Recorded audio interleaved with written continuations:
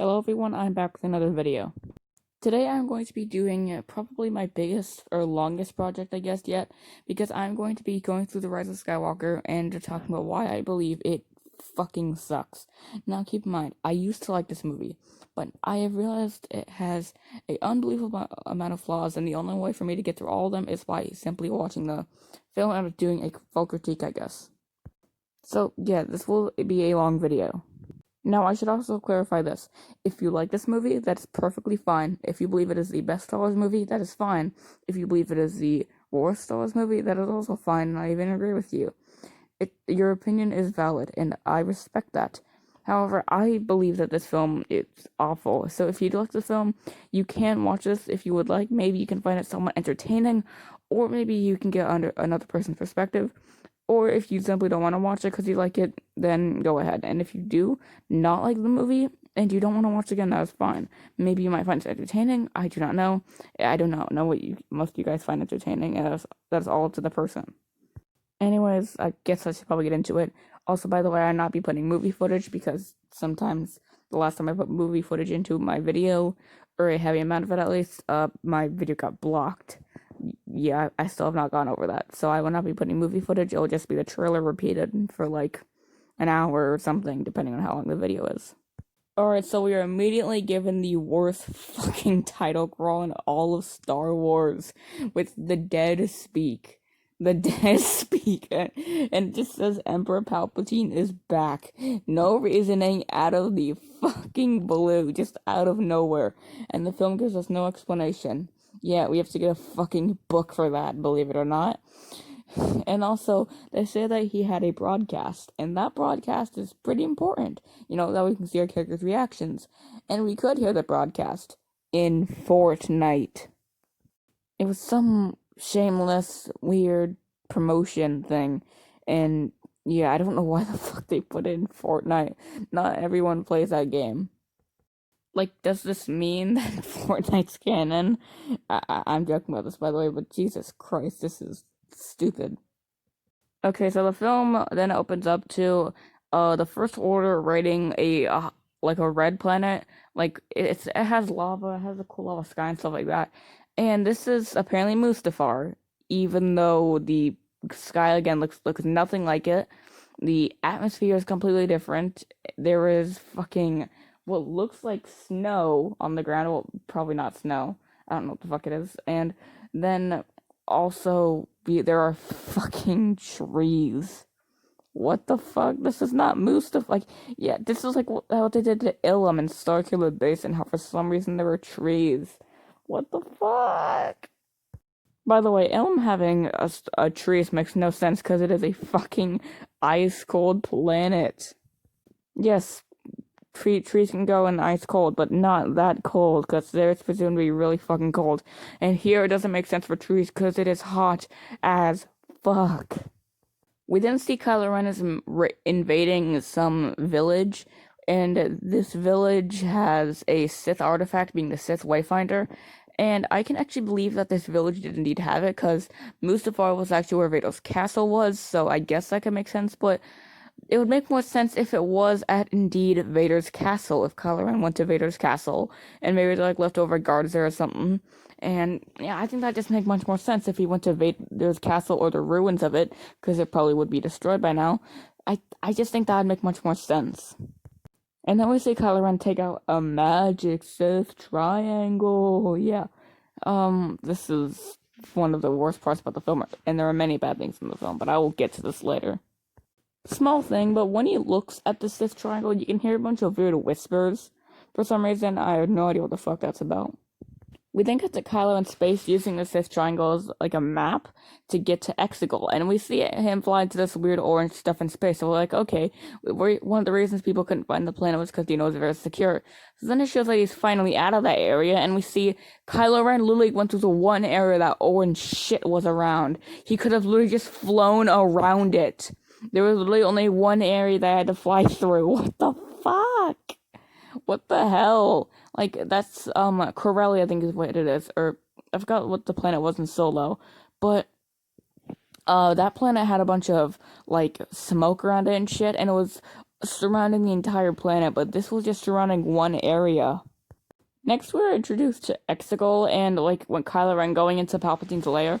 And I gotta say, I actually like the atmosphere of the place. I like the atmosphere of Exegol, like a lot of the lightning, the screeching that you hear, and also like the giant like statues and stuff. It just visually looks appealing.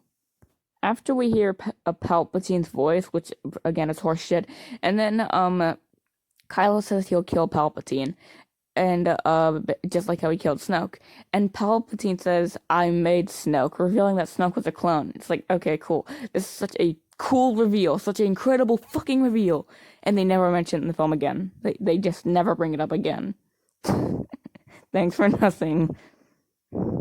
After Palpatine says, "I have been every voice you have ever heard inside your head," and then, as he said, "I have been every voice," it was Palpatine you have ever heard being Snoke, and inside your head being Vader's, with his breathing. Which, coincidentally enough, the breathing was just long enough to put in a fucking trailer. God damn it, they do this shit all the time in the movie. And also, this is, again, horseshit. That's absolutely stupid. I cannot stress enough how stupid this is. We then see a bunch of tubes with like stuff going into, and there are like Snokes inside it. Now this reveals that he is a clone. But what they should have done is Palpatine was revealed to be a clone as well after the film came out. But what they could have easily done was put a couple of Palpatines in these tubes as well, basically revealing that Palpatine was indeed a clone as well. This there solves that problem. I don't understand why they didn't do this. It's such a simple thing. After they have a little more exchange, and Kylo says that he'll kill Palpatine, and Palpatine literally says, "I've died before." He was just threatened, and he gives off this really passive fucking response. That's like, okay, dumbass. After Palpatine repeats the line from the prequels being the dark side of the Force is the pathway to many abilities some consider to be unnatural. And this is like meant to be his reasoning for coming back and like the way he came back, which this is not enough. You need to give more. This is the worst fucking thing ever. This is the worst explanation you can ever give us. It's horseshit. What the fuck? After Palpatine says he could give Kylo everything, and then that's one of the stupidest things happens. First off, I don't know what the fuck happens. Either the Star Destroyers fly up, or Palpatine lifts all these Star Destroyers with the Force. I'm unsure.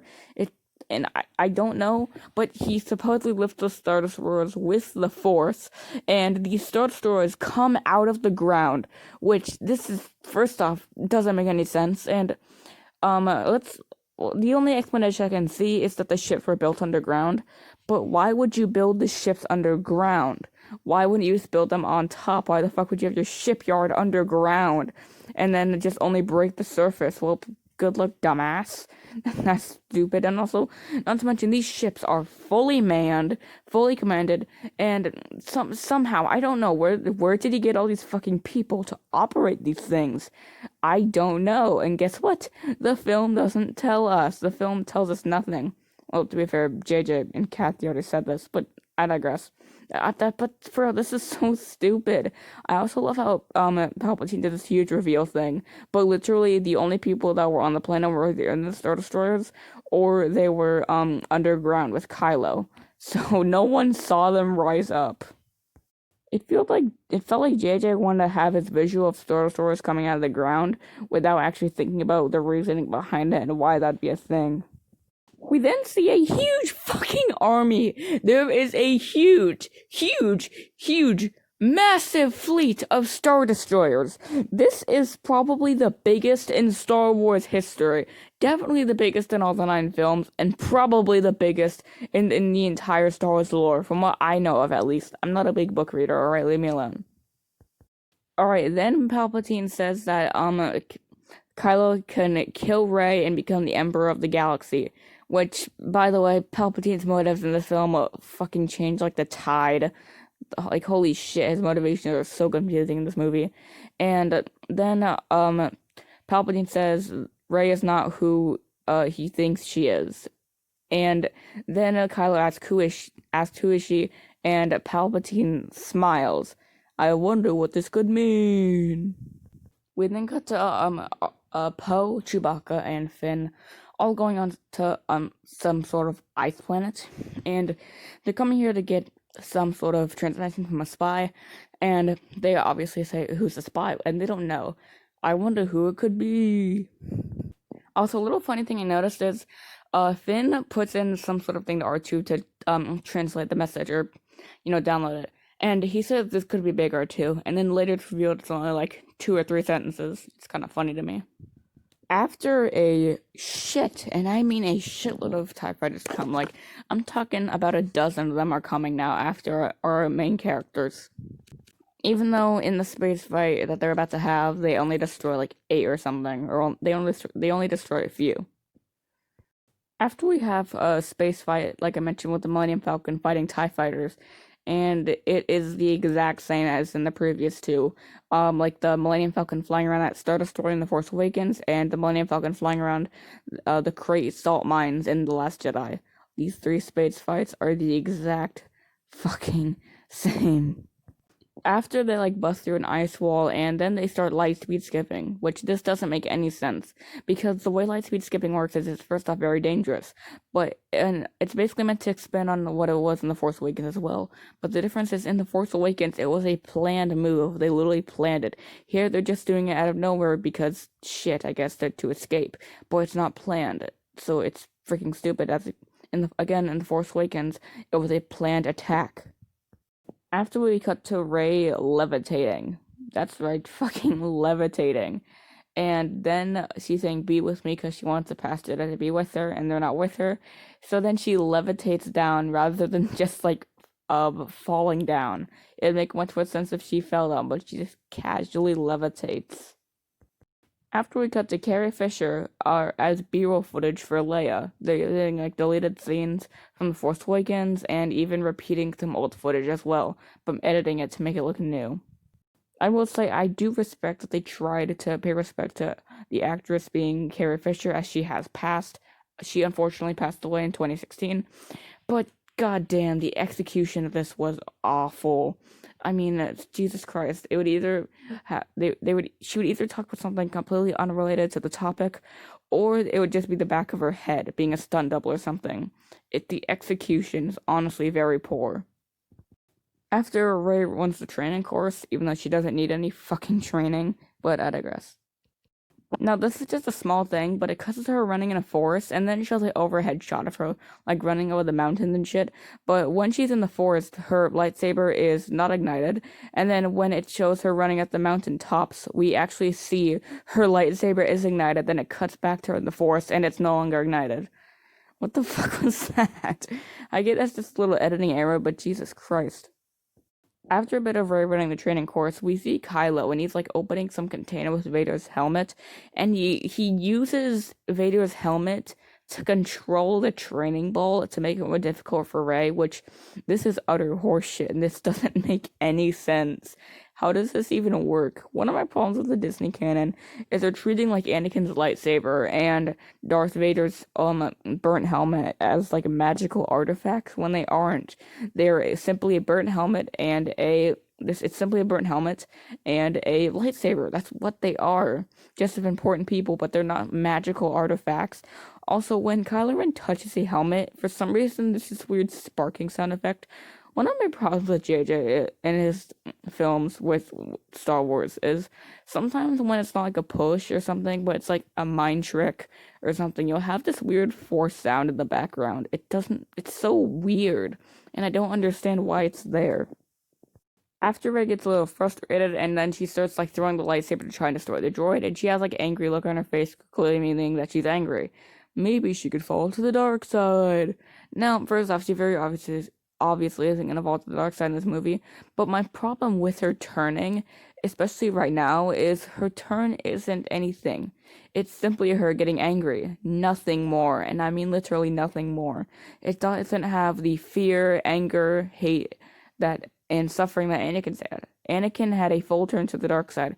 The Phantom Menace was fear, Attack of the Clones was anger, Revenge of the Sith was hate, and the entire OT was suffering. The path to the dark side described by Yoda. Fear leads to anger leads to hate leads to suffering. But currently, right now at least, there is nothing, and nothing about this in the rest of the movie either.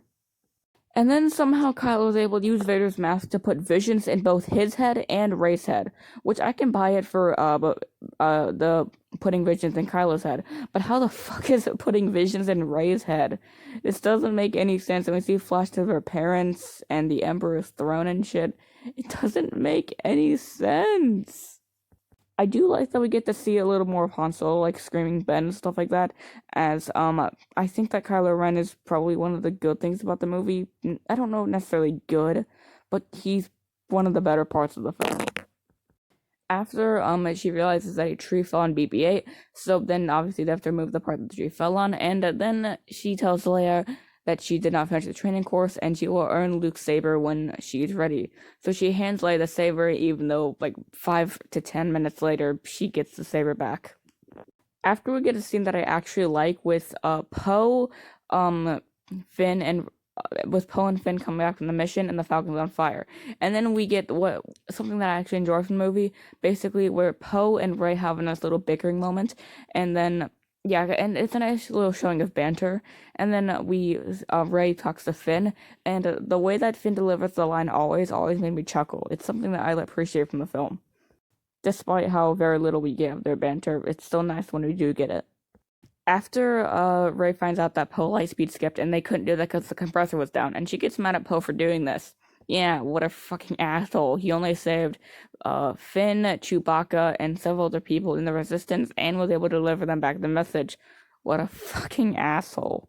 Jesus Christ, Rey. What a fucking dick.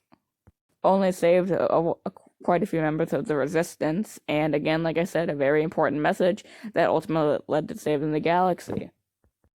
After they say what the message was, and they say somehow Palpatine returned.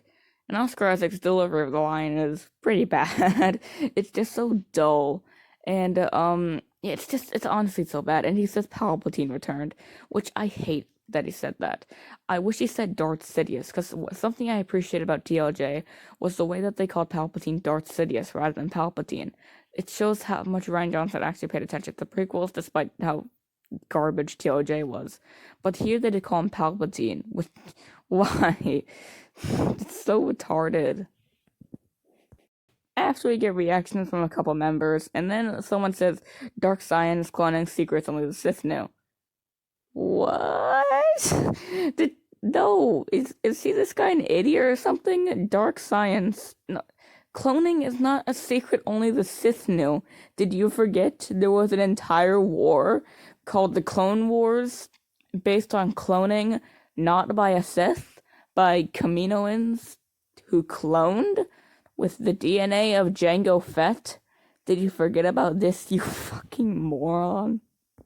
Now, at first I thought this was meant to be like a joke, or like the character's meant to be dumb or something. I genuinely thought this, but it isn't treated like one, so I don't think it's meant to be one. After Poe tells all the Resistance that Palpatine has been building the fleet for years, and they will come out and take over the galaxy in 16 hours. He also says that Palpatine and his followers have been hiding on a world called Testicle. After we see some other characters' reactions, and then for some reason we see Maz Kanata, and she says that they must stop him, which, why is Maz Kanata here? Maz Kanata's not a fighter. She has seen empires rise and fall. She's not a fighter. She just isn't one. This is established in The Force Awakens. After Rey shows Leia that Luke was actually looking for Exegol, and there's something called the Sith Wayfinder, which is what you need. Which, first off, I'd like to say this actually retcons something in TLJ. In TLJ, it was said that Luke never read the Jedi text. However, here it's basically retcon saying that he used them as a goddamn diary.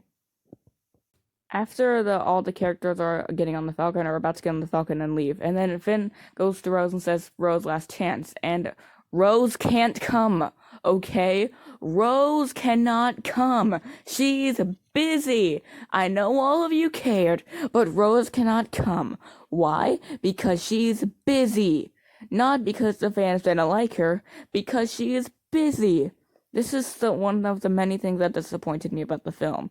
I was actually very excited to see Rose Tico because I hated her in DLJ, but I thought she had potential. I was hoping what they would pull off with Rose was they would pull in Ahsoka, where Ahsoka was hated by a lot of fans for the first two seasons. But rather than just dropping Ahsoka and killing her off, they actually worked on her, try to make her a better, more likable, and strong character. And eventually people loved her, and I love Ahsoka as well. She's one of my favorite Star Wars characters. But with Rose, they didn't even try. They just got rid of her rather than trying. I feel so bad for Kelly Maria Tran, to be honest. She didn't deserve any of this shit. After we see Rey looking at something, and Poe comes behind her and says that they should go, and yes, what Rey's looking at. Rey says nothing, and this is never brought up again. What was she looking at? Was she looking at like Force Ghosts or something? Well, in the Disney canon, Force Ghosts can interact with the real world.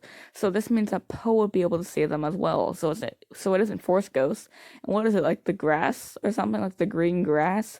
Because so what they should have done was have her reach down and touch the soil or something. Yeah, it would have been a bit generic, but it would have been a lot better than this horse shit. After C-3PO gives his goodbye to R2, which, can I ask, why are they bringing C-3PO on this mission? Why are they not bringing R2-D2 on the mission? I don't understand this. After Rey gives her goodbye to Leia, and then, like I said, Leia gives her Luke's lightsaber back. Gives Luke's lightsaber back to Rey, even though Rey said she wasn't ready for it.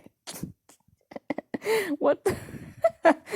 See what I mean about this shit? They say stuff and then it gets retconned 5 minutes later.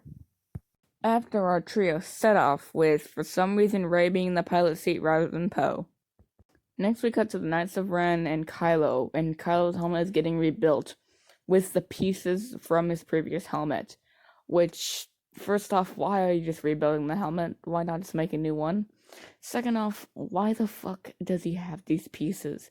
He destroyed the helmet, and the ship that the pieces of the helmet were on got destroyed with that stupid lightspeed skip. Those pieces would be gone. Did he like freaking put in his pocket or something? Like in his back caber? Did he keister it? Like what the? Oh, how are they even here? Something I noticed with JJ is items that were destroyed in The Last Jedi were just brought back here out of nowhere.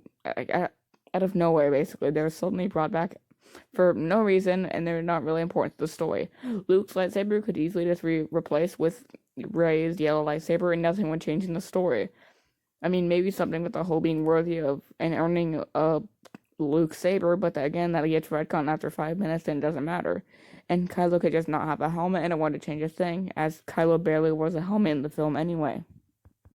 After we see Kylo Ren and the Knights of Ren flying to a Star Destroyer, and they walk by these two stormtroopers, and just in case the audience forgot who indeed they are, the stormtroopers say, Knights of Ren. Thanks for nothing, JJ. Then they arrive in this conference room table, and Kylo places the man's head, who actually gave like Finn the message transmission thing earlier, and it is this extremely looking fake head. Holy shit, this head looks so bad. It looks so fake. After Kylo says he senses unease in General Hux because Hux is apparently scared of his new appearance or something, which this is stupid. Hux should not be scared of Kylo's new appearance. If anything, Hux should smile or smirk or something at the sight of it, considering the fact that he's just going back to his old ways. He should be smirking. He shouldn't be scared of it. And then one of the other conference members says they like it. Takes away intimidation from the First Order much, don't you think? Alright, and then after it basically cuts this guy questioning who these are, he's being smart. He's questioning what is it that this Final Order wants, what are they looking for, and then General Pride says that they could increase their fleet 10,000-fold. Usually they just say, like, twofold, like times 2, times 10, but this is a oddly specific number. And so let's say the First Order has about 10 Star Destroyers, and if they're increasing it by 10,000-fold, this means that they would have 100,000 Star Destroyers. What the hell? That doesn't make sense. How do you build up a fleet that big with presumably such little resources in 30 years? After the guy starts to question him more, and then Kylo force chokes him and crushes him against the ceiling. Wow, the one smart guy on the First Order is killed for being smart. Again, this shows the incompetence of the First Order. What the fuck? How incompetent is this fucking faction? After they go to generic Star Wars planet number 5,000 or something at this point, I don't even know, called the Forbidden Desert of Pasana. When the characters land, they find out that there is a big festival going on that happens once every 42 years, and the characters mention how lucky it is, and it's basically a big convenience. And this is a problem. Just because they mention the convenience doesn't mean it isn't a convenience. Yes, you mentioned that, but that doesn't make it any less stupid, unless this is a self-aware movie.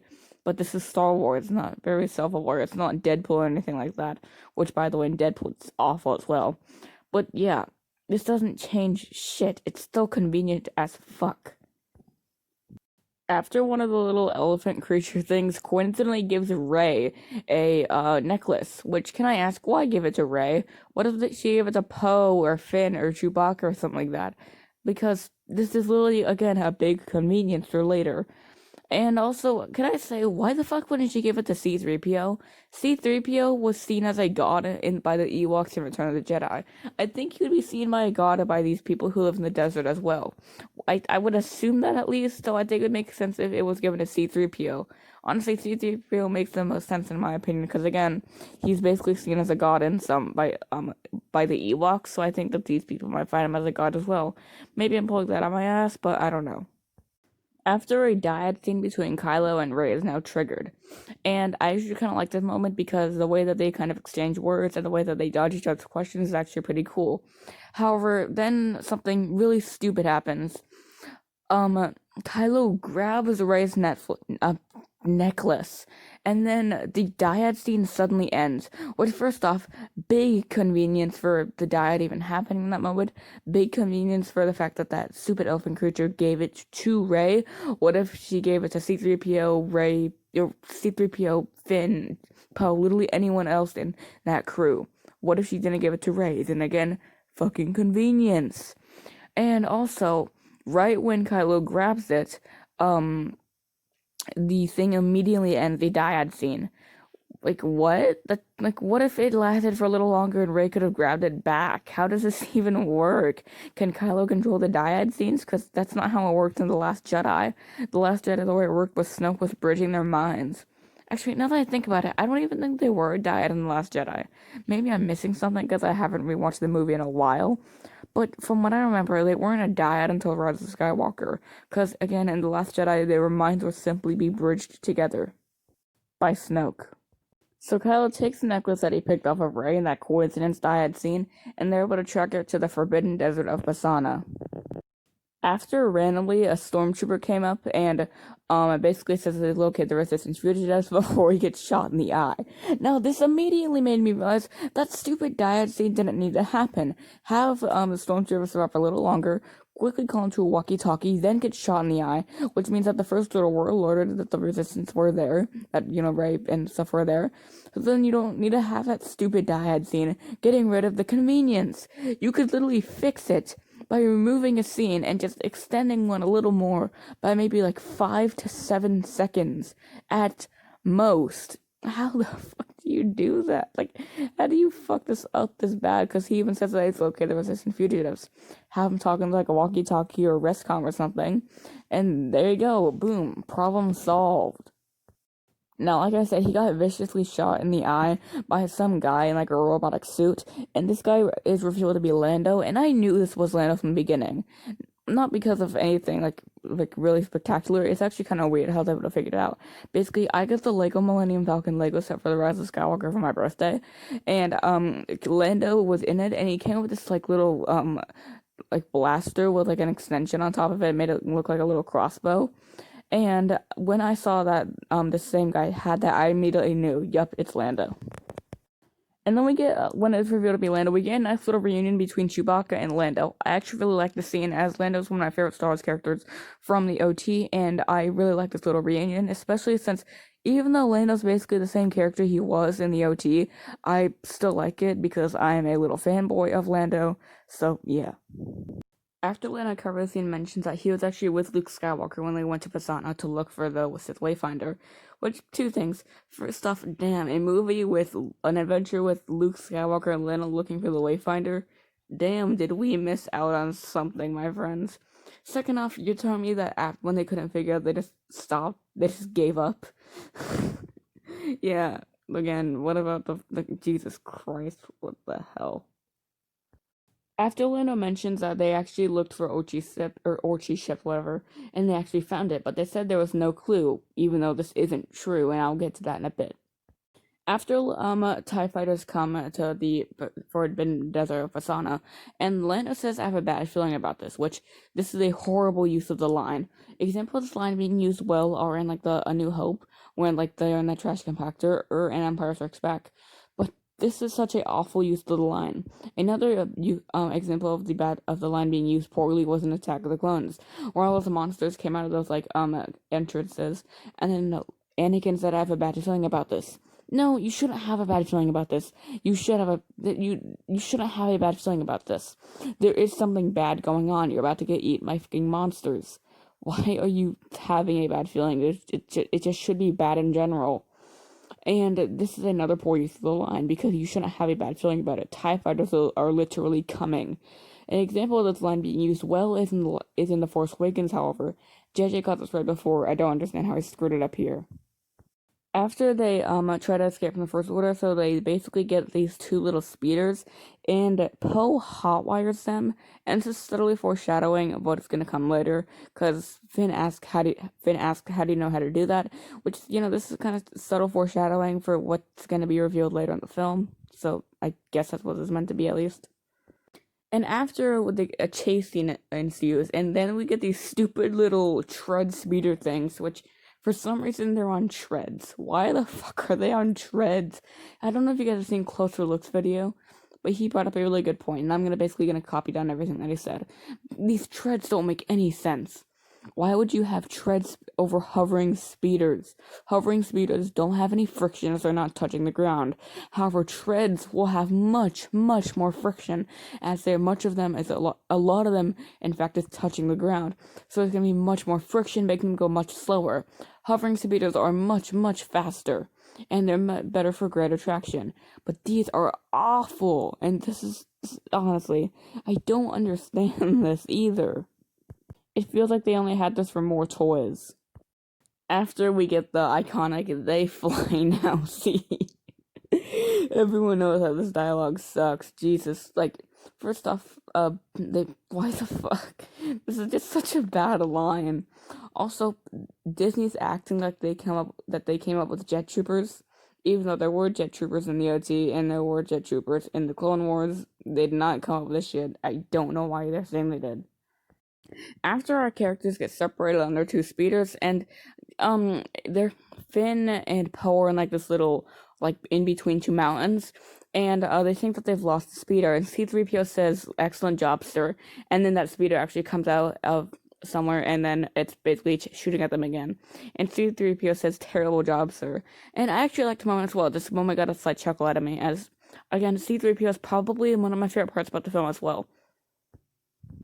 After BB-8 kind of taps on this little paint can thing, which basically sends a bunch of stuff into the air, to paint, basically blinding the driver of that First Order speeder, and then it ultimately leads to him getting shot down. And then Ray says, "Never underestimate a droid," which this is kind of a callback to a line said by Leia earlier, and I guess it's fine. I mean, it's not very rewarding or anything like that, but it's fine, I guess. After Finn basically takes a little rope and then he throws it at these treads, basically causing the rope to go under, and then he actually ties it to a pole, and then it ultimately leads to the speeder crashing. Now here's the thing: this would have also led to the speeder that Poe and Finn were crashing as well. It would have resulted in both speeders fucking tumbling and exploding, and if not that, at the very least, at the very fucking least, the pole that they tied it to would have snapped right off. But the pole is still there. It's like it never even happened. It's literally in the exact same spot. It's not even snapped off or anything. Even though at the very least that would come right off. We then finally see Ochi's ship somehow on top of a perch that is clearly visible and is unscathed. No one has stolen for parts, no one has done anything to it.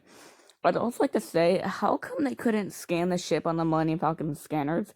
I mean, Luke was literally able to scan for Yoda and find Yoda with the scanners on Dagobah on his X-wing. I can guarantee you that they would definitely be able to find a ship as well. I can guarantee you they would have been able to find this ship if Luke was able to find Yoda on Dagobah with the scanners of an X-wing, let alone a Millennium Falcon, which Millennium Falcon would without a doubt have way better tech. After our characters regroup on the speeders, like they're like kind of like next to each other, and then both of them get shot by the last jet trooper with like a rocket launcher, and then they coincidentally fall into the quicksand. What fucking coincidence much? And then while they're sinking in the quicksand, Finn says he's never told Rey, and then he's cut off. And guess what? It's never said what he meant to tell Rey. It's slightly brought up later, but we never find out what he's gonna tell Rey. Fucking bullshit. After our characters fall into like little cave thing, which I would complain about this and how like the sand's able to hold up, but there's actually a really thin layer of rock that's enough that you can bust through it, but it's enough to hold up the sand. Now, how's it able to hold up all the sand, which is presumably gallons and gallons worth, like not gallons. I'm stupid. Like several pounds of sand, which this would probably be in the hundreds, I assume. How is it these thin little rocks that you can easily just bust through with your fist able to hold this up? I don't know, but I don't really yeah, it is so stupid, but there is a layer of rock that prevents all of it from going through, even though again the sand would most likely be able to bust through. And we actually get this nice little moment that I like, basically with Rey igniting her lightsaber as like a little flashlight, and then Poe ignites his. And Rey's being a lightsaber, it's obviously much better than an actual flashlight. So yeah, it's a nice little moment that I do like in the film.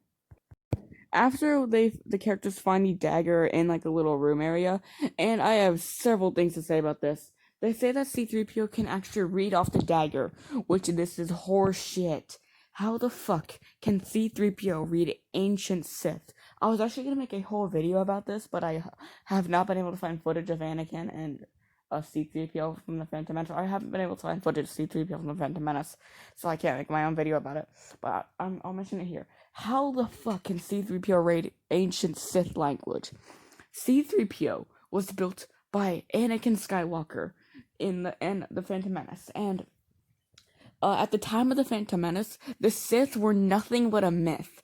Anakin had no idea about the Sith. Hell, Anakin barely knew about the Jedi, and so he would not know a damn thing about the Sith, because the Sith at the time of the Phantom Menace had not been seen in 1,000 years. Obi-Wan was the first Jedi to take down a Sith in 1,000 years, being Darth Maul, until he was brought back in Clone Wars, but I digress. So yeah, they were literally nothing but a myth.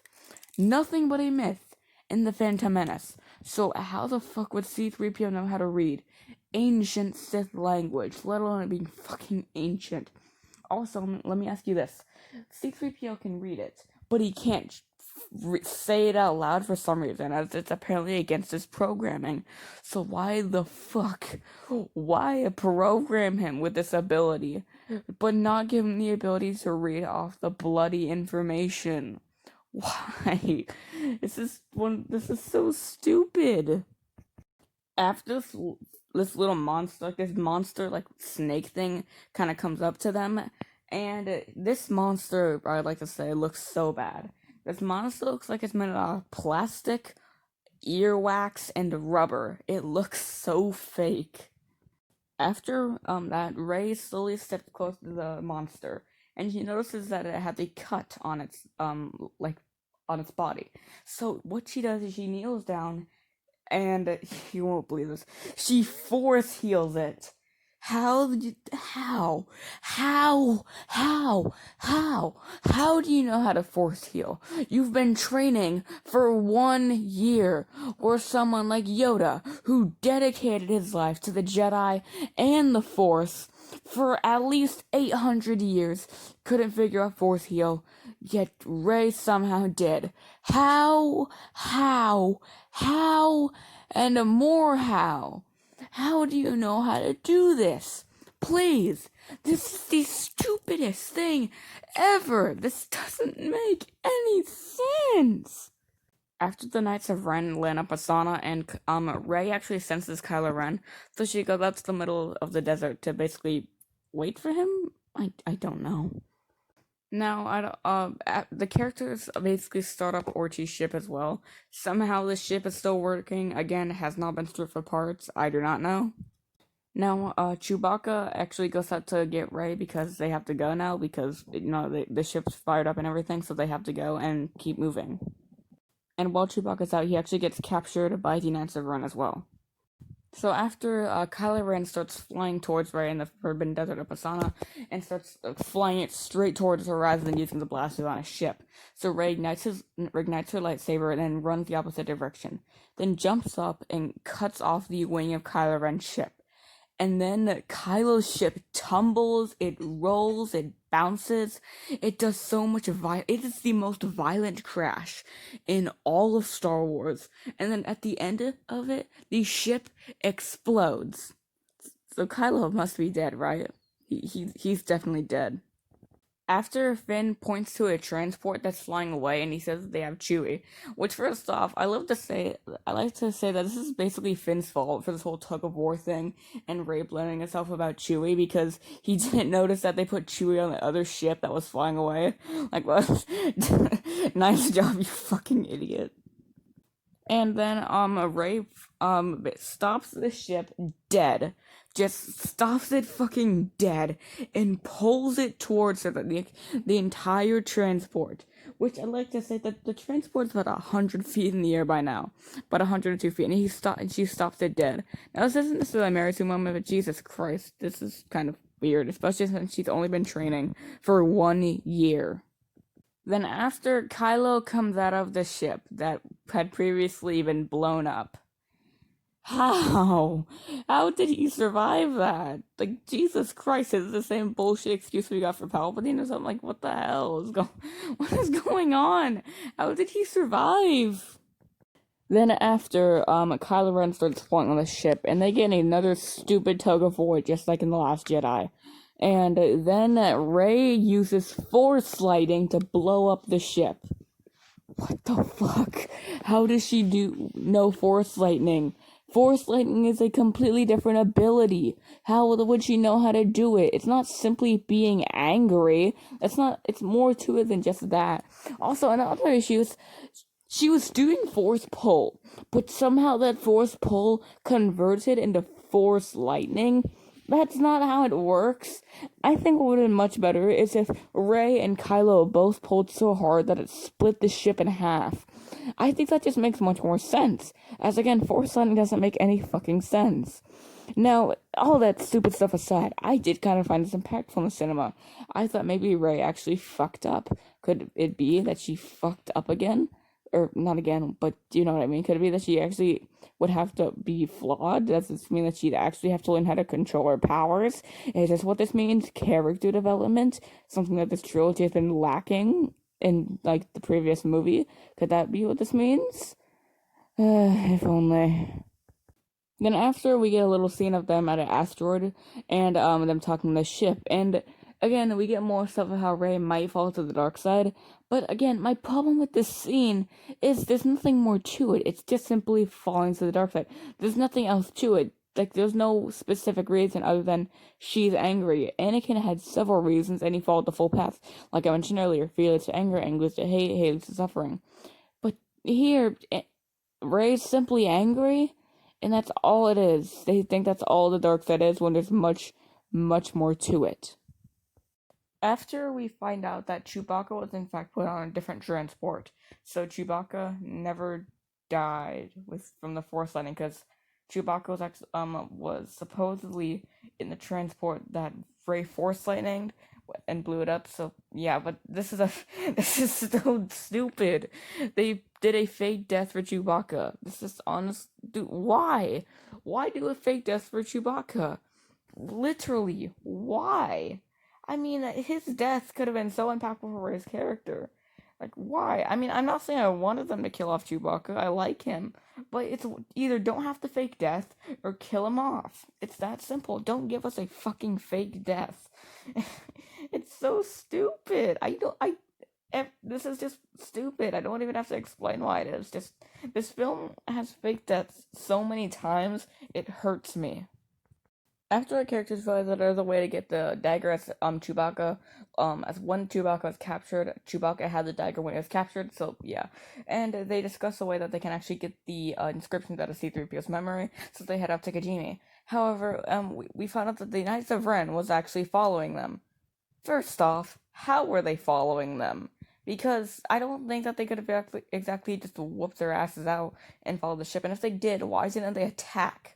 Why didn't they attack them and blow up their ship? I don't understand this. It's not like they were like just right behind the trailer, but they couldn't find the ship. They were literally only about the only thing blocking their view from the ship was an asteroid, but they were camping at that asteroid and then they followed them. So it's not like they didn't know they were there. After we go inside the ship that our main characters are in, and BB-8 finds this little droid sitting on the ground, so he turns it on, and his name's Dio or something, and he actually has some information about Exegol and obviously the Sith dagger and stuff like that because he was on the ship that Ochi was on. So this is my question. Why didn't Poe and Luke turn on this droid? Because they said that they searched the ship and there was no clue, even though this droid is literally a clue. Talk about dumbing down our characters, huh? I'd also like to mention that this droid design is incredibly lazy. It's just a fucking cone head on a wheel. Wow, how inventive. I mean, the prequels had such good world building, whether it was for aliens or it was for droids. I'll get to aliens in a little bit, but it had a lot of creative designs for a lot of different things, and this sequel trilogy fails at a lot of that, in my opinion. After our characters arrive on Kijimi, and while just sneaking around, they actually get kind of snuck up on by Zori Blitz, which is one of Poe's old friends, and we find out that Poe was a spice runner. Yeah, guess what? Now Poe is basically a exact copy of Han Solo now. I thought that they could distinguish the two, as Poe was a copy of Han Solo in The Force Awakens, slightly different in TLJ, and I actually kind of liked Poe, but Jesus, why they made him a direct copy of Han Solo? Why? Give him something interesting. I will say I have read some of the comics, and I actually like his backstory in the comic books, and how his parents were friends with Han and Leia. I thought that stuff was pretty cool. He's probably the most fleshed out character in this overall era, not including Kylo Ren. In our main trio, because he has a lot of backstory, and I do appreciate that. It's probably why he's my favorite character, in our main trio as well. I don't like Rey and Finn as missed potential. I will say I also like Finn's reaction to Poe being a spice runner. It is pretty funny and got a few chuckles out of me. Because I actually do think that the film has some levels of enjoyment, especially on the humor side. Because even though I think some of the humor is misplaced, sometimes it works really well, as JJ is usually pretty good at stuff like this. After we get to see the Babu fruit creature, and this guy is first off, he's smaller than my fucking dick. Second off, a lot of these alien designs in Star Wars are very late. In the sequel trilogy, I mean, all the alien designs in the sequel trilogy are pretty lazy, as they're just brown toned creatures with squinty eyes. That's literally what most of these aliens are in the sequel trilogy. In the prequels, we had so many creative designs from the Kaminoans to Gungans to several other designs, whereas here they're all the exact same. Obviously, there are some cool ones, especially in the bar scenes, but the thing is, we barely see them, so I don't necessarily count them. After we get a rather emotional scene of C-3PO saying goodbye to his friends, but I will say the tone is slightly ruined by the stupid Dio droid saying, sad. Yeah, we know what the fuck emotion we're supposed to feel in this scene. And he kind of ruins the tone of the scene for me. Not ruins it, but he really damages the tone. And then again, it's not gonna really give a shit anyway in this stupid film. After we see that like Zoe and Poe are on like top of a rooftop, kind of like watching and making sure and like being scouts, and Zoe shows Poe like this first order device or that can basically allow you to cross through the Star Destroyer so we can get the hell off that shitty planet, because she said she saved up enough. She saved up enough to get one. Jesus Christ, I cannot talk, and yeah, and she gives it to Poe, and I kind of thought this was weird. She doesn't give it to Poe in this scene, but she gives it to Poe in a little bit, and I thought it was kind of weird. I mean, I can kind of understand though because it's for the resistance and all that, but it's still a little off to me. Although it's not necessarily a problem with the film. After Zoe says a couple lines like "There's more of us," and they win by making you think you're alone and stuff like this, and this does get like this is kind of foreshadowing for later in the film, as there is a callback later. So yeah. After Babu turns on C-3PO and he has red eyes because he's reading Sith and it's evil. I remember when I first saw this in the trailers and I thought what it meant was C-3PO was blind, but I guess not, and that's why I thought he said taking one last look at my friends in the trailer. But it turns out it was just because memory wipe, which by the way gets retconned later. I guess a fake death, whatever. And also, like, he's reading Sith, so his eyes are red. Wow, how fucking cool. After Ren's destroyer arrives like in GB, and somehow Rey is able to sense Chewbacca, which is really weird in my opinion, because I always thought you could only sense like force sensitives, like from that far of distance. But she's able to sense Chewbacca, even though it ship's like what 1,000 feet in the air, like 1,000 feet above them. I don't know, but I also have another problem with this. All the characters decide that they're just gonna go rescue Chewbacca. I feel this should be a very important moment in the film where the characters disagree with each other, specifically Rey and Finn. Rey could feel like very guilty about what she did to Chewbacca, so she blames herself. So she wants to go rescue Chewbacca. But Finn, he knows the power of the First Order. He knows that they have 16 hours, and I'm pretty sure at this point they only have 8 hours left. So they have 8 hours left to defeat the First Order, and he knows their full power. He knows their might, as he was a previous stormtrooper of them. So they have disagreements, but this disagreement ultimately leads to them coming to a choice together, and them coming to a choice together ultimately leads to them being better friends, and their differences ultimately make them go closer together. I think that this would have been such a crucial moment to have this, but this film hates good ideas, so oh well. After Zoe does give Poe the thing that allows him to go into the transport, and then when they're on the ship, Poe just puts this thing in a little device, then puts it into the ship, letting them go in. Which how does every ship have this? Does every single ship in the fucking galaxy have this or something? I mean, I would assume Orchie's ship to be pretty old, and I don't know, I may even be wrong about this, but I'm pretty sure the ship was indeed made before the rise of the First Order. So I think that I don't even understand why this even has one. After the three arrive on the transport, and then they just start when the ram goes down, they just shoot a couple stormtroopers and go around the hangar and just start shooting more stormtroopers. Now this is also one of my problems with the film. Their plan to rescue Chewbacca is so stupid. They literally just go in guns blazing and then they get captured. Fucking morons. Like again, they just go in guns blazing, idiots. After Rey goes off to get the dagger because of feeling, I guess, and then our characters rescue Chewbacca, and then they start killing a shitload of stormtroopers. These stormtroopers are real people, and Finn should know this best. Like they're killing these people, and they're not clones or anything. They are actual people. Because again, Finn should know this, and Finn kills stormtroopers with little reluctance. He never cares that he's killing real people that he once knew. This is one of my biggest problems with Finn's character in this overall sequel trilogy. Even a problem that I have with him in The Force Awakens. He kills stormtroopers with zero, and I mean zero reluctance. And that's certainly an issue here as well. After Chewbacca, Poe, and Finn get captured again because they're fucking idiots who just went in guns blazing. After Rey gets the dagger and a dyad scene ensues, and that we find a little more about her parents, but I will get to this in a bit with the whole stupid Palpatine reveal. So I will get to this in a little bit. And this dyad scene is stupid, and again, it's very convenient for how it ends, because it's like Kylo can control the dyad scenes, even though in the Last Jedi, that's not how it works at all. So it ultimately leads to me being very confused with how this stuff works. After Chewbacca, Finn, and Poe are about to be terminated, or I guess executed, whatever, and Poe asks Finn about what he's gonna tell Rey. That's right. In the scene where our main characters are about to die, they're telling a fucking joke. What the hell? This is a tone killer, a direct fucking tone killer. What the? Everyone knows this is stupid, but how do you fuck this up? And then after Hux asks for a blaster, and then he shoots the three stormtroopers. And then he reveals he's the spy. Everyone knows that this doesn't make any goddamn sense.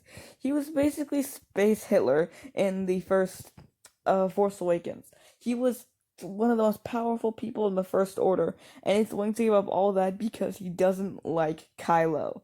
Oh, come on, you dumb baby. Jesus Christ. Fucking save me the pity. Like, this is honestly so stupid, I don't understand how anyone can take this seriously. After our characters, after Finn and Poe and stuff get in the Millennium Falcon, and Poe and Kylo Ren have a chat in the hangar of the destroyer, and we find out that Rey is the Emperor's granddaughter. Jesus Christ. Everyone knows that this is stupid, and what Kylo says is her parents were nobodies because they chose to be and they sold her to protect her. Which, no, and he says that he didn't lie to her because they were nobodies and they chose to be, which, no, it wasn't that simple. He's acting like all he said to her was they were nobodies in Last Jedi.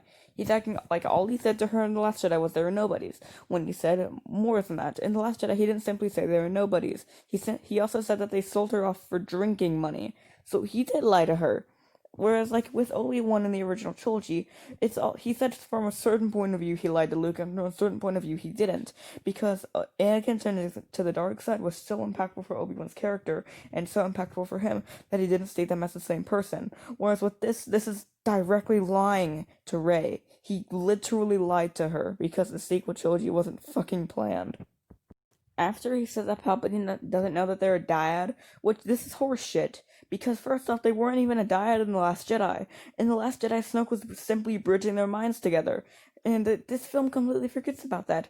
Not to mention, Palpatine would know, because again, Snoke bridged their minds together. So Palpatine would know everything would Snoke know, as Snoke was literally created by Palpatine.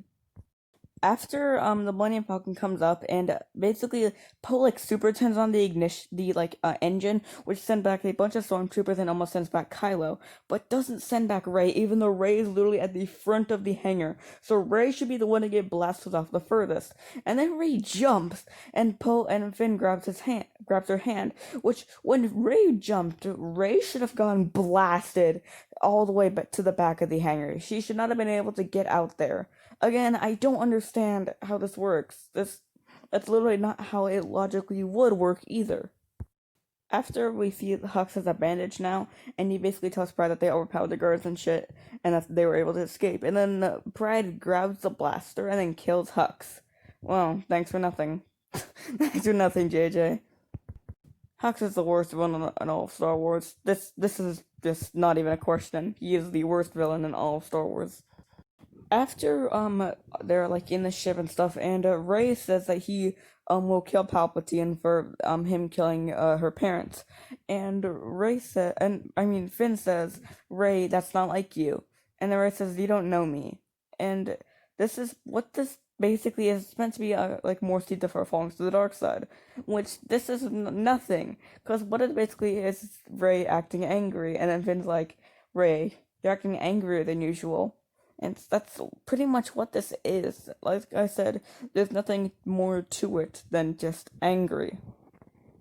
And like I said earlier, angry just doesn't mean dark side. There's much more to it. After all the characters land on the moon on Endor, and they see the Death Star. And first off, how is the Death Star 2 even here? The Death Star 2 blew up, and the pieces would have incinerated before they were able to hit the ocean. I'd also like to say, this place landed in the ocean. Landing in the ocean is way worse than landing on the ground. It landing in the ocean would cause a tsunami that would make the land uninhabitable for decades on decades. It would literally flood the place for, like I said, decades, making the place unable to be lived in. Yet here, there's nothing wrong with the environment around it, and which that doesn't make sense because, like I said again, it landing in the ocean is much, much worse. And then Rey pulls out the dagger, and she is able to use some sort of map thing to see a point when the Death Star, like where like the Wayfinder is, which this is stupid because what the characters have to do is they have to be standing at this exact spot in order to find the fucking room. What talk about convenience, huh? I'd also like to mention this was stolen from the Goonies as well, so yay. Also, when she's able to like use it to figure out where the location is, for some reason the Imperial March plays. Why is the Imperial March playing? This film has such poor use of its music, it's honestly baffling to me. After we are introduced to a new character called Janna, and one of my problems with The Rise of Skywalker is it introduces new characters that do literally next to nothing. And Janna, this character, literally does nothing. She could have an interesting dynamic with Finn as she is revealed to be a stormtrooper later on, but they literally do nothing with it. She is a useless character who does literally, and I cannot stress this enough, literally nothing. After Finn and Jenna, have a chat, and again, Finn finds out that she was a stormtrooper, and Jenna apparently doesn't know that the Jedi exist. This is fucking horseshit, because the Death Star is literally on the other side from them. They literally know how to get to the Death Star and all that, as they literally can see it. It's in their eye range. And so how the fuck would they not know about the Jedi if there were literally, if the Death Star 2, the remains of it, were literally across from them? How would they not know that the Force was a real thing? I don't understand. After Rey is able to go across the ocean in a fucking skimmer, even though she's previously never used a boat before, so she has no experience on an ocean, so that's horseshit. Like, and she doesn't even crash. It's not like the ship gets consumed by a wave or something like that. She's able to get across safely. How? She's never been on it's not like she's never been on a boat or anything before. She's been on only like a select few planets, and none of them she ever used a boat, not from what we've seen at least, and it's never implied either. How does she know how to do this?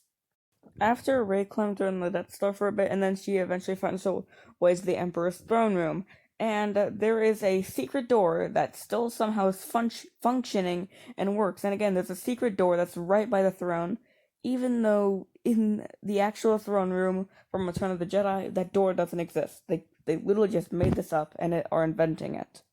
This does not make sense, and it shouldn't even be here because it was never here before. After Rey goes inside the room and she finds the Sith Wayfinder, and it's somehow just chilling there. Hasn't been destroyed or anything in the crash, and it's just sitting there perfectly fine. There's not even like a force field or anything protecting it. Like with the usually when there's something like this, there's like something protecting it to make sure it doesn't break. So this thing is either very, really durable or there's something stupid about this film. And I'm guessing it's the latter. Which it is, by the way. After Rey sees like a dark red version of herself, and it like ignites the lightsaber and folds it up, or like folds it back a little bit to make a regular double-bladed lightsaber, which this is coincidentally long enough to put into a trailer, and they did put in a trailer. Now, I get it, it's a fake out, and everyone knew it was a fake out, but just because we know it's a fake out doesn't mean it isn't a fake out. It's still bad. And after they have a couple engagements, and then we see that the dark and they have shark teeth for some reason. Why do they have shark teeth? This is such a stupid thing. Why? Just why? And the shark teeth actually is enough to scare Rey out of that room. And then we see and then, when she rolls out, she drops the Sith Wayfinder. And somehow Kylo shows up. How does Kylo know that they were here? How did he know where to find the throne room? Because he didn't have a Sith dagger, so how did he know how to find it? How did he know where to find this fucking throne room? And also, how did he know that this place was on the Endor moon? How did he know where to find them? This is so stupid, and it comes out of literally fucking nowhere. And you know what I said earlier about how the Sith Wayfinder must be really strong? It isn't, because Kylo literally crushes it with his bare hands. After Rey and Kylo have a little bit of a lightsaber fight, I guess. Rey and Kylo have a little more of a lightsaber fight, and then eventually like Kylo Ren knocks Rey down, is about to strike her down and killing her, but then Leia comes in and she does like some force projection thing, and she says Ben, and then he Kylo drops his lightsaber and Rey takes this opportunity to stab Kylo. After this, Rey senses that Leia has died. So what does Rey do? She force heals Kylo Ren. God damn it. Force healing is one of the worst things introduced in this movie, and it is the stupidest fucking thing ever, because it brings up so many questions about why didn't previous characters use this ability. A defense I've heard is that, Rey read it from the text or something. No, that doesn't work, because Kylo Ren does this later, Baby Yoda knows how to do force healing, and also, how come Luke Skywalker didn't know how to do it? Yes, it said in TLJ that he never read the books, but that's actually retcon in Rise of Skywalker, because it said he basically used them as a diary. After our characters get back, like, Chewbacca, Finn, and Poe, because Rey actually left in a TIE fighter to Octu, and they all said that they need to go speak to General Leia. However, Leia is now dead, and they go to try to speak to her, but then someone tells her that Leia has died. And we actually get a reaction from Chewbacca that I like, as Chewbacca, like, he falls to the ground and is on his knees and like screams in the air, and I like that. His reaction was pretty good, but I feel like everyone else's was a bit tamed, I guess. I don't know. After we see Kylo Ren on like a ledge, and he gets like a memory flash, I guess, of Han Solo, and I actually like this scene as well. It's basically like the Force Awakens scene, except if Kylo Ren indeed turned back to the light, as you get some dialogue exchanges, except slightly altered, because again, it's like the Force Awakens one, except if he did indeed come to the light. And then for some reason, however, he throws his lightsaber because it was red, so it's evil. That's stupid. That's a weapon. It's a weapon, so it'd be very handy to have later. After a Star Destroyer from the Final Order goes out, and it is revealed that it has a Death Star cannon. It fires a Death Star laser onto Kajimi, blowing the planet up.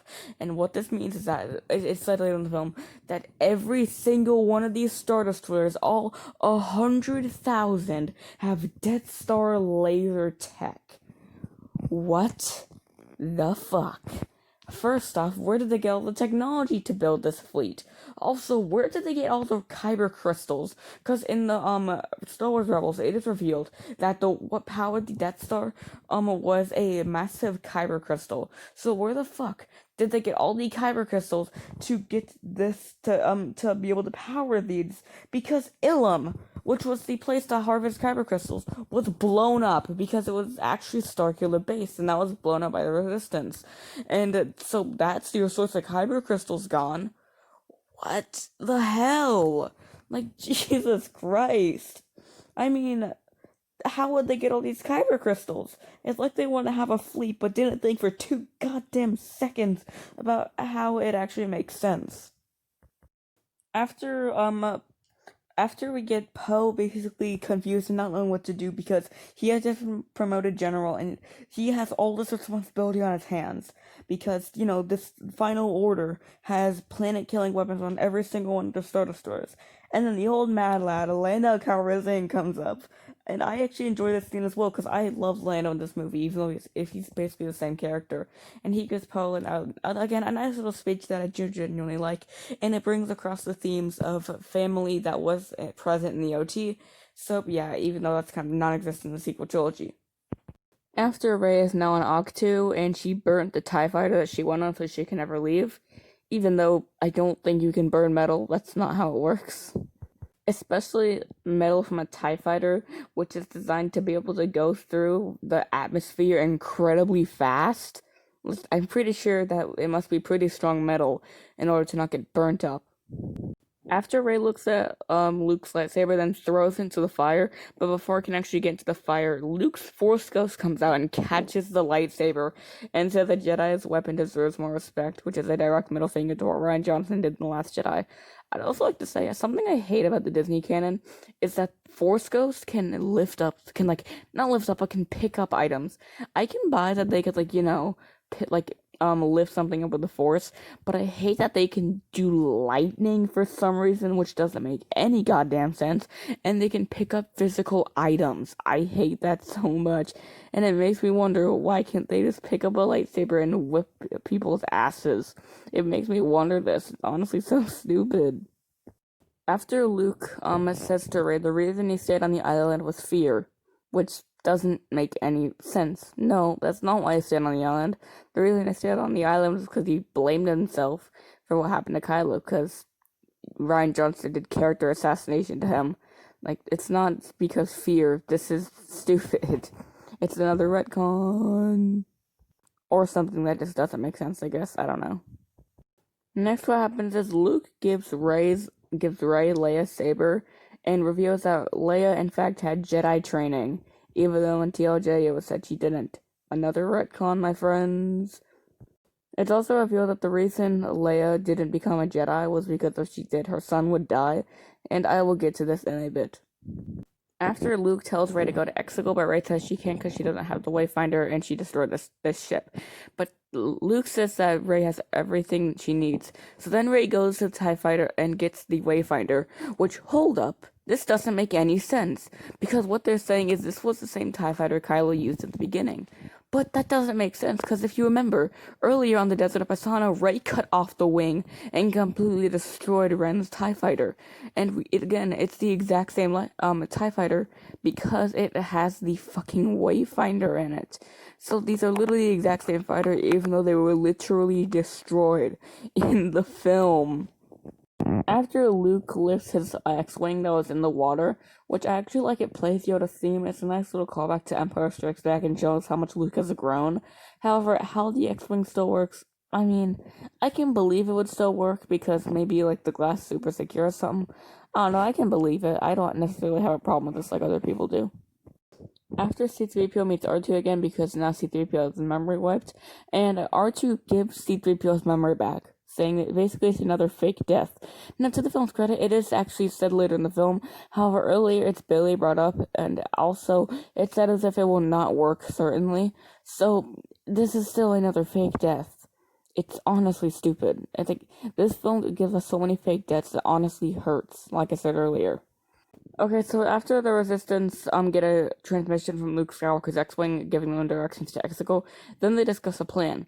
And what they say is that these Star Destroyers need a navigation tower to go up. This is so stupid. Why the fuck would ships need a navigation tower to go up? They say it's because the atmosphere, but then how come the small ships know how to go up? Is it because they're small? First off, this is just horseshit. Second off, wouldn't the bigger ships have better navigation technology and better technology since they're bigger? Wouldn't they be far more advanced and stuff? I don't know, I guess that's just common sense on how that would work. Also, they say that they should pull some hold-on maneuvers, which first off, it's stupid they call them that. Just call them light-speed rams. And then they try to clear it up by saying that was 1 in a million, which...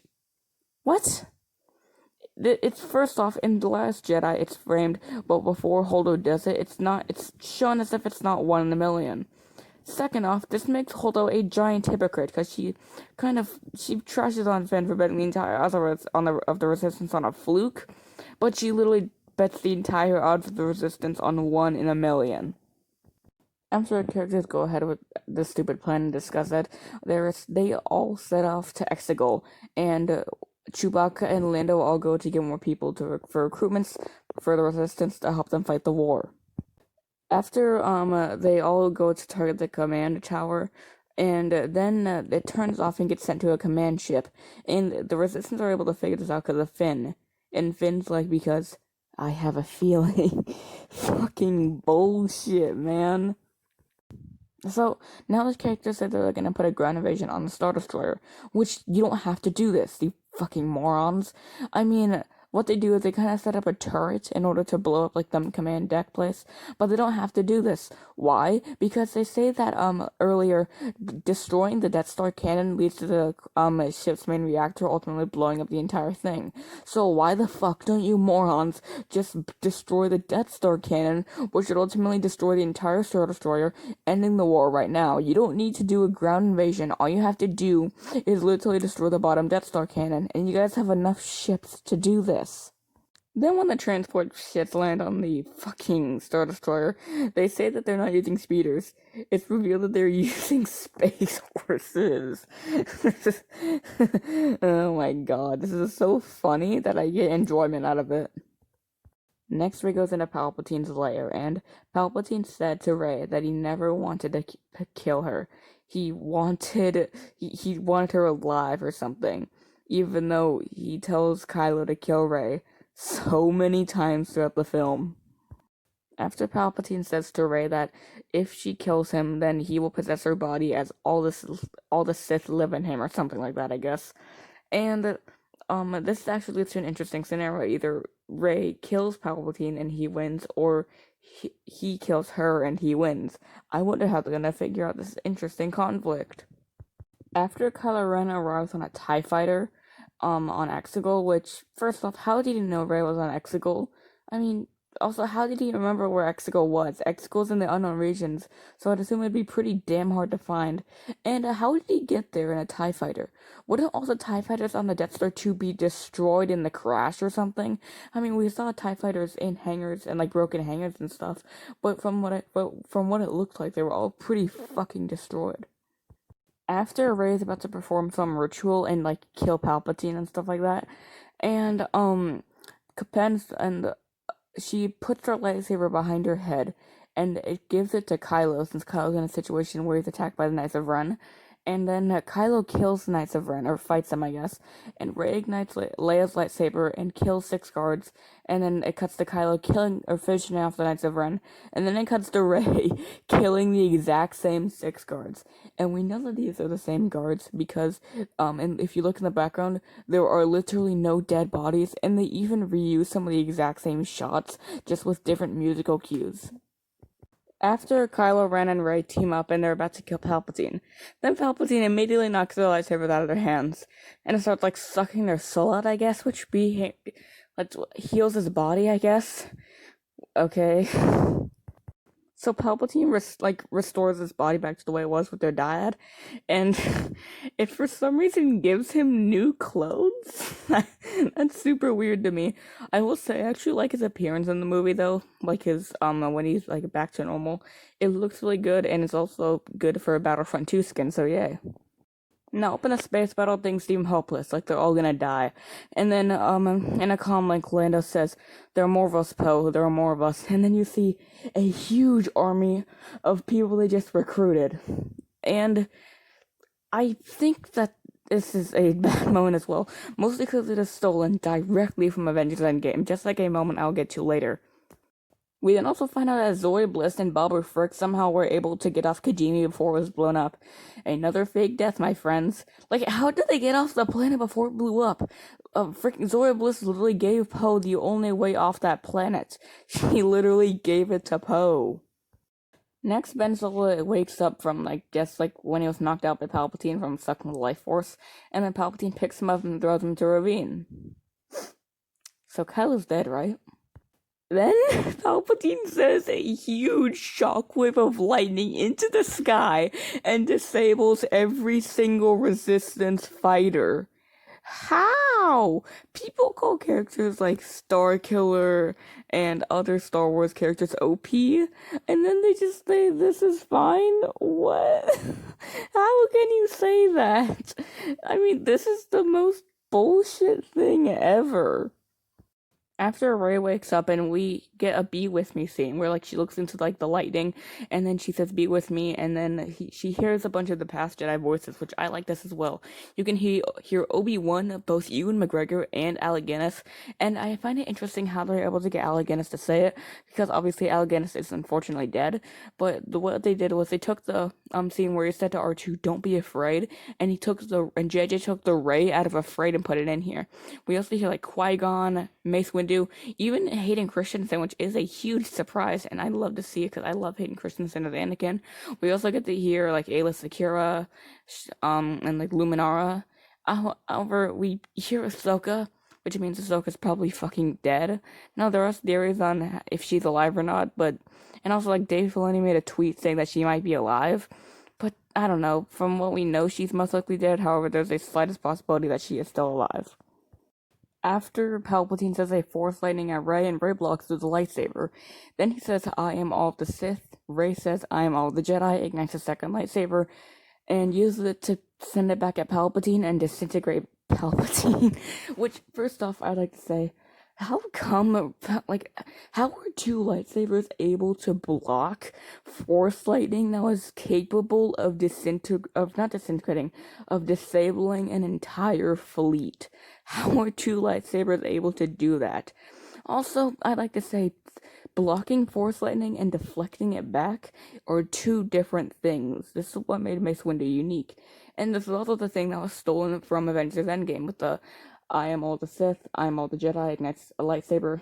With Thanos, it was I am inevitable, I am Iron Man, and then snaps. This is stolen from Avengers Endgame. I do not care what you say. Next, what happens is Rey dies, I guess. So, yeah, she's dead, finally. And then Kylo, unfortunately, comes up and then force heals Rey. Oh my god, I hate force healing so much.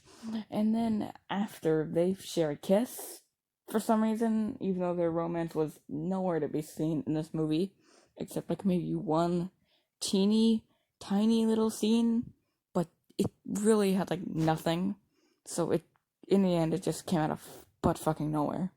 After this happens, Kylo Ren somehow dies, maybe from using too much energy for the Force heal, but Rey did it twice and had no repercussions, so if this doesn't make any sense, he died in the stupidest way possible, so yay.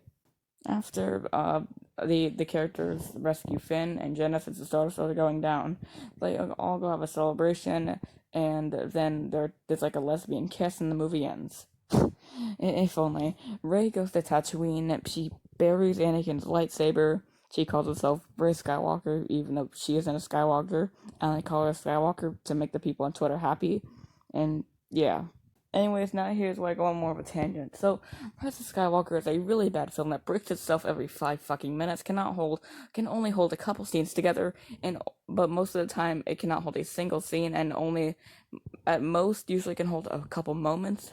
There is like the occasional scene, however, and it does have some good moments. However, it is a broken film with really poor pacing, and it has so many plot holes, so many fake deaths. It honestly hurts me and my own head, and it just fails to give any emotion that Revenge of the Sith and Return of the Jedi gave. The film actively removes achievements from other characters in order to give them to our new ones, which that is not satisfying at all, and takes away the victory from those previous characters and all their efforts that they did. If I were to give this film a score, I'd probably give it maybe a 2 or a 3 out of 10. I don't know, I'm very in between there. Because this film has so many problems, but it does have a couple moments that I do like. Now, for those who are wondering, why did I make this video? Well, I made this video because I hate this movie. But I love Star Wars, man. Star Wars is my favorite franchise of all time. I mean, it has so many great moments. It has so much stuff that I'll never forget. It's fantastic characters, beautiful action scenes, the amount of emotion that it has changed my life and so many other people's. It has changed my life with its characters, like I mentioned, and the emotion that it's brought on me, and so many other people. Star Wars is, again, like I said, my favorite franchise. It is probably one of the most important things in my entire life, and it is something I will never forget about. Which is why, for me, it sucks. It sucks seeing these movies fall apart with this Disney trilogy, because I do not like these movies, man, and it hurts me. I mean, I want to like Star Wars, I do, but I just don't like these movies. I mean, like I said, I used to adore it. I mean, when I was a kid, I adored pretty much everything Star Wars. I mean, I cried during some of these movies as well. I adored everything about them. However, it changed with Disney, and that sucks for me, because I really want to like these movies. I just don't. And if you do, that is fantastic. I'm glad you do, but I just don't. It's just, as someone who's a big fan of Star Wars, I am really upset. I didn't grow up with the movies coming out of the theaters, but I still grew up watching them. And I really wanted to get that same feeling, going into the movie theater with some friends, watching it, and coming out, cannot waiting for the next. But I didn't get that with this trilogy. And I really want to experience that, man. I miss when I could be I miss when I loved Star Wars. I miss when I loved everything Star Wars. I miss when I loved everything Star Wars, man. I I miss it. Anyways, that's gonna be my first video. I hope you guys did enjoy. Goodbye.